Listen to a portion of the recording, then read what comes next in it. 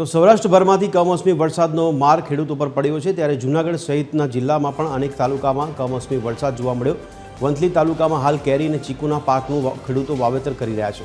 ત્યારે વરસાદને કારણે ચીકુના પાકને નુકસાન થતાં ખેડૂતોને સરકાર પર પણ ચીકુનો સારો ભાવ આપે અને સારું વેચાણ થાય તેવી માંગ કરવામાં આવી છે। હાલ ચીકુનો 20 કિલોનો ભાવ 20 થી 200 રૂપિયા સુધી રહે છે, ત્યારે વંથલી તાલુકામાં હજારો વીઘા બગીચામાં ચીકુનું વાવેતર થાય છે।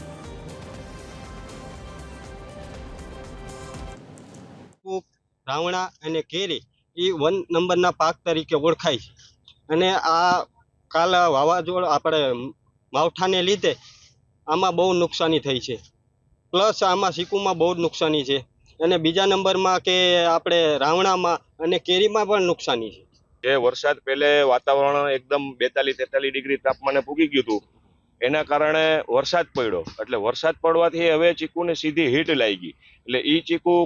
ખરી ગયું અને હજી આજે જે કાલે જે વરસાદ પડ્યો એનું અસર હજી 8 દિવસ લગીને ચીકુને બતાડશે, કેમ કે પહેલે ઠંડુ હતું એના ઉપર વરસાદ પડ્યો અને પાછું 35-42 ડિગ્રી તાપમાન થશે એટલે સીધી હીટ લાગી જશે અને હજી પણ વધારે ચીકુ ખરવાની શક્યતા છે।